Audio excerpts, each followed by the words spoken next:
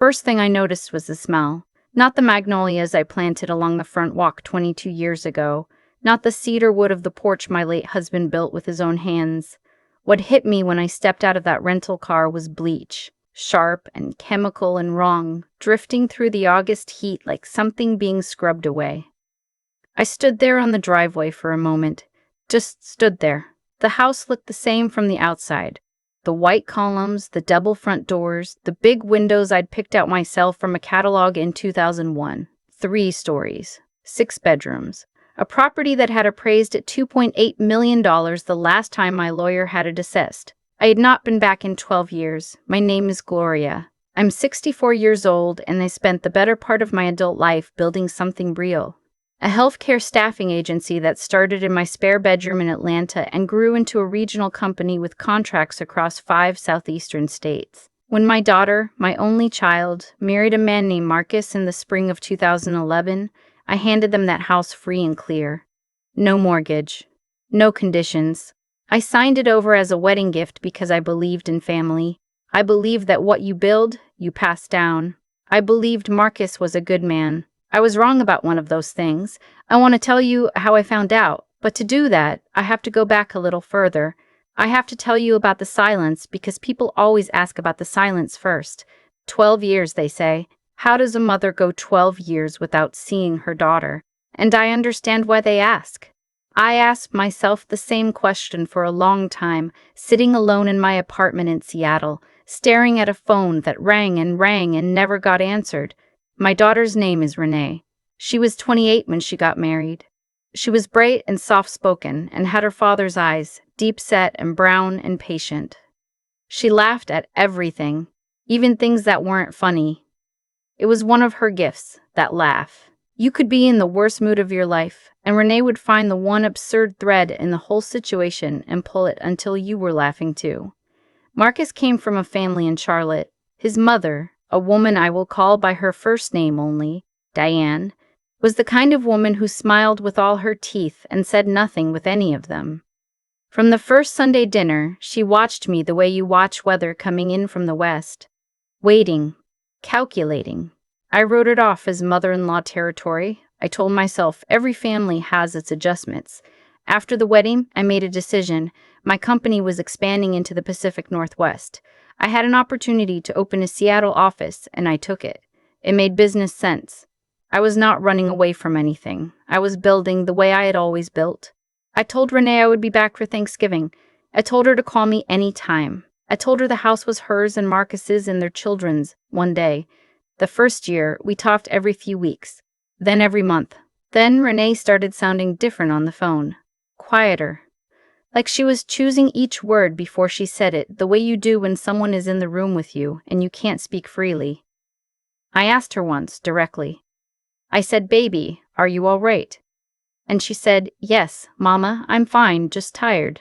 I believed her. I shouldn't have. By the 3rd year, her number had changed. I found that out when I called on her birthday and got a recording telling me the number was no longer in service. I called the house line. No answer over and over for 3 weeks. I called Marcus's cell. Went to voicemail every time, and after a while it stopped accepting messages because the box was full. I sent letters to the house. None came back. But none were answered either. Then I got a letter from a law firm in Atlanta. It informed me that my daughter and son-in-law wished to have no further contact with me, that any further attempts to reach them would be considered harassment, and that the property I had gifted was legally and fully transferred, and I had no rights or claims to it. The letter was signed by a real attorney. It had case numbers. It looked completely legitimate. I sat with that letter for a long time. I want to be honest with you, because I think honesty is the only thing that makes a story worth telling. I did not fight immediately. I was hurt. I was humiliated. I told myself that Renee was an adult, and if she wanted distance from me, I had to respect that, even if I didn't understand it. I threw myself into work. I built the Seattle office into the most profitable branch of my company. I told myself that some families just drift, that it happened, that it wasn't always someone's fault. But I never believed it was really Renee's choice. Not fully. Something sat wrong in my chest about that letter, the way a small bone sits wrong after it heals badly. You can walk on it. You just always know it's not right. What finally broke the silence was not something I did. It was someone else. A woman named Patricia had worked as a housekeeper for a family in Buckhead for 20 years. She knew Atlanta the way people know a city when they've worked inside its houses. Not the public face of it, but the actual private rooms. Somehow, through a chain of connections I still don't fully understand, she ended up working a weekend event at my old property. A party Marcus had thrown. Patricia did not know me. She did not know my history with that house. But she was a decent woman, and what she saw at that party bothered her enough that she mentioned it to a friend, who mentioned it to another friend, who happened to have gone to nursing school with a woman who worked in my Seattle office. The message that eventually reached me was simple. It said, "There's a woman living in that house who's being treated like staff. She serves the guests, she cleans up after them. And when the party is over, she goes back to the small room off the kitchen. Someone should know." That message reached me on a Tuesday in late June. I had the name of a private investigator in Atlanta by Thursday. I had a flight booked for August by the following Monday, because I am my mother's daughter, and my mother always said, when you move with a plan. I spent 6 weeks getting that plan together. I worked with my attorney, a woman named Sandra who had handled my business contracts for 15 years and had the kind of calm that only comes from having seen everything. Sandra filed a series of requests, ran the property records, and found things that made her set her coffee cup down very carefully on her desk and look at me over her reading glasses. The house had been refinanced, twice. The second refinance had pulled out $400,000 in equity. The LLC that held Marcus's business, a business I'd co-signed a loan for in 2013, which I now understood had been one of several reasons my mail may have been redirected. That LLC had folded, but the debt had been quietly restructured in ways Sandra said she needed more time to fully untangle. There were accounts in Diane's name, Marcus's mother. There were transfers. Sandra said to me, "Gloria, this is not a small situation." I said, "I know. That's why I'm here." I did not tell anyone I was coming. Not Marcus, not Diane, not anyone in Atlanta. I booked a rental car under my business account. I booked a hotel 8 miles from the house. I arrived on a Wednesday morning because Wednesday is a day when people are settled into their week and not expecting disruption.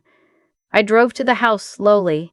I wasn't in a hurry anymore. I had been in a hurry for 12 years, pushing it down, moving forward, working. I wasn't doing that anymore. The driveway was freshly sealed. There were 2 new cars parked in front, both newer than anything I owned. The magnolias were overgrown, which bothered me in a way I hadn't expected. I had trimmed those trees myself every spring until I left. The front porch had new furniture on it, expensive wrought iron pieces that didn't match the house. I sat in my car for 4 minutes. I know it was 4 minutes because I watched the clock. Then I got out. I did not ring the doorbell. I had a key, an original key I had kept in a safety deposit box in Seattle for 12 years. And Sandra had confirmed that the locks had never been changed. That single fact told me something about the confidence of the people living in my house. It told me they had never considered that I might come back. It told me they thought they had handled everything. I unlocked the front door and pushed it open. The inside of the house was beautiful in the way that houses are beautiful when someone has spent a lot of money on surfaces and nothing on the bones. New countertops in the kitchen, a chandelier in the foyer I didn't recognize. The furniture was all different, heavy and dark and expensive. The wall where I had hung family photographs was bare except for a large abstract painting that probably cost more than my first car. I heard movement in the back of the house, the sound of a mop bucket, the specific rhythm of someone cleaning a floor who has cleaned that floor many times. I walked toward it. The kitchen was at the back of the house, and it opened onto a sunroom that my husband had added before he died. The sunroom had been my favorite room. I used to sit there in the mornings with coffee and watch the backyard fill with light. Renee was mopping the sunroom floor. She had her back to me. She was wearing the gray shift dress that was too large for her, and her hair was pulled back in a cloth band. She was moving slowly, methodically, the way people move when they've done a task so many times it no longer requires thought. She looked thin. She looked older than 40. She looked like she was somewhere else entirely inside her own head. I said her name. She turned around so fast the mop clattered against the doorframe. She pressed herself back against the glass wall and stared at me the way you stare at something your mind won't immediately accept. I said, "Baby, it's me. I'm here." She didn't speak for a long time. She just looked at me, and then something in her face broke open and she started to cry. Not quietly, not politely, but the way people cry when they've been holding something for years and the container finally fails. She slid down the glass wall and sat on the floor and cried, and I went to her and sat beside her on the floor I used to own and held her the way I held her when she was small. I don't have the words for those first few minutes. I don't think they exist. What I learned in the hours that followed came in pieces, the way truth usually comes, not all at once, not cleanly, in pieces, some of them sharp enough to cut. The letter from the law firm, the one telling me Renee wanted no contact. Renee had never known about it. She had never authorized it. She had never spoken to that attorney. Marcus and Diane had arranged it entirely. Renee had believed for years that I had stopped calling, that my number had changed and I had moved on, that she had somehow failed me and I had quietly disappeared. Think about that for a moment. My daughter spent 12 years believing her mother had abandoned her. Her phone had been changed. Marcus had put the account in his name and discontinued her old number without telling her. In the same week, she had a minor surgical procedure and was recovering at home. By the time she was well enough to notice, he had given her a new phone with a new number and told her the carrier had forced the change. She'd had no reason not to believe him.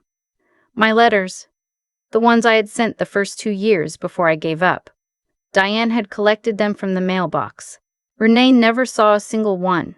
And the house that I had handed to my daughter as a wedding gift, free and clear, meant to be her security and her children's security. Renee's name had been removed from the deed during that same period of the surgery and recovery. She had signed something she told me that Marcus said was a refinancing document. She had not read it carefully. She had trusted her husband. Her name was not on the deed. She was not on the mortgage. She had no legal claim to the property she had lived in for 12 years. And somewhere along the way, she couldn't say exactly when, she had stopped being the woman of the house and started being the person who maintained it. Diane had moved in 3 years earlier, after Marcus's business collapsed. There was a woman Marcus had been seeing who came to the house regularly and used the master bedroom. Renee slept in the small room off the kitchen. She cooked, she cleaned, she maintained the grounds. She had no bank account in her own name. Marcus controlled the finances entirely. She had not called anyone because she had no phone that wasn't monitored. She had not left because she had nowhere to go and no money, and had been told, quietly and persistently, over years, that no one was coming for her, that I didn't want her, that she had made her bed. I sat at my own kitchen table, the table I had bought in 2003 and left behind because I wanted Renee to have it, and I listened to my daughter tell me 12 years of her life, and I held her hand, and I did not look away from any of it. Then I excused myself. I went to the front porch. I took out my phone, and I called Sandra. 4 words. I said, "Sandra, execute the plan." Marcus came home at 6:15 that evening. He walked in through the side door the way men walk into houses they believe are entirely under their control. He was on his phone. He was laughing at something. He didn't notice the rental car in the driveway. He probably didn't recognize it as a threat. He noticed me when he walked into the kitchen and found me sitting at that table with a cup of coffee and a woman he had never met. The woman he had never met was Sandra. She had driven down from her Atlanta office that afternoon. She had a document in front of her and a recorder on the table. Marcus stopped walking. I looked at him for a moment. I thought about 12 years. I thought about my daughter in a gray dress mopping a sunroom floor. I said, "Sit down, Marcus. We need to talk." What followed was not dramatic in the way people imagine confrontations are dramatic. It was quiet, mostly. Sandra did most of the talking in the precise and unhurried way she had been doing it for 30 years. She laid out what she had found: the fraudulent deed transfer, the forged signatures on 2 documents, and yes, they were forged. The handwriting analysis was unambiguous, the withdrawn equity, the redirected mail that Patricia from the Postal Records Office had confirmed. She explained what the next steps would be. She explained what Marcus's options were. Diane came downstairs about 20 minutes into the conversation. When she saw me, she actually took a step back. I lifted her and I said, "I suggest you call an attorney." The woman Marcus had been seeing arrived at the house at 7. She let herself in with a key. She walked into a kitchen with 4 people in it, one of them a 64-year-old woman she had never seen before, who looked at her with an expression that required no explanation. She backed out the door without saying a word. Marcus's attorney was on the phone within the hour. The conversation that attorney had with Sandra over the next 3 days was, from what Sandra described to me, not a pleasant one for him. Forged deeds in Georgia carry criminal exposure. Fraudulent transfer of property is a felony. The equity withdrawals, combined with the evidence Sandra had assembled about the business account transfers, opened a line of inquiry that Marcus's attorney clearly had not anticipated his client being exposed to. The criminal referral went to the Fulton County District Attorney's Office in September. I am not going to tell you how that concluded because it is still in process, and Sandra has advised me not to discuss the specifics. What I will tell you is that Marcus is no longer in that house. Diane is no longer in that house. The deed has been corrected through a court order and my daughter's name is on it. Only her name, as it should have been from the beginning. Renee has a phone in her own name now. She has a bank account. She has an attorney of her own, a young woman Sandra recommended, who is handling the divorce proceedings and the separate civil suit for damages. Renee did not want to talk about the divorce at first. She said she felt ashamed, like she should have known better. I told her, and I want to be clear about this because I mean it, the shame does not belong to her. It never did. I stayed in Atlanta for 6 weeks. I slept in my old house and a guest room, and every morning I made coffee and I sat in the sunroom, my sunroom, the one my husband had built, and I watched the backyard and I thought about what it means to build something. My husband used to say that you don't build things for yourself. You build them so that the people you love have somewhere to stand. I thought I had given Renee somewhere to stand. I had. But I hadn't made sure she could keep standing there. I had walked away and told myself it was enough to have built it. I know now that was wrong.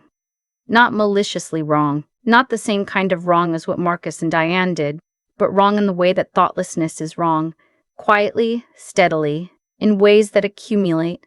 I am back in Seattle now. I am on a plane to Atlanta once a month. I call my daughter every morning and she answers, and sometimes we talk for an hour, and sometimes we talk for 5 minutes, and either way I hear her voice and I know she is in her own house in her own room with her own name on the door. And that is everything. The magnolias are being trimmed. I arranged for a landscaping company before I left. I may fly back in October to do them myself. There's one more thing I want to say. People ask me sometimes, now that the story is getting around the way stories do, whether I regret giving her the house, whether I would do it differently, and I always think about that question for a moment, because I think it deserves a real answer. No, I don't regret giving her the house. What I regret is thinking that a house was enough. What I regret is letting years of silence calcify into a shape I told myself was respect for her adult choices. What I regret is not driving to Atlanta in year 3 when her voice went quiet and sitting on that porch until she opened the door. The house was the smallest part of it. A house is just walls and a deed. What matters is who knows where you are and who comes when you're there. I know where my daughter is now, and she knows I'm coming. I've been sitting with this story for a while now, trying to figure out what I actually want to say at the end of it. Not the polished version, the real one. What I keep coming back to is Marcus, not with anger anymore, I'm past that, mostly, but with a kind of cold clarity, because Marcus was not stupid, he was strategic, he understood exactly what he was doing when he changed Renee's phone number while she was recovering from surgery. He understood what he was doing when he handed her documents to sign and called them something they weren't. He built a system, carefully, over years, designed to make one person feel like she had nowhere to go and no one coming. That takes a particular kind of intelligence, and he used every bit of it in the wrong direction. That's what I think about when people talk to me about what happened. The waste of it. The deliberate, calculated waste of someone else's life for the sake of a house and some withdrawn equity and a comfortable arrangement that let him do whatever he wanted without accountability.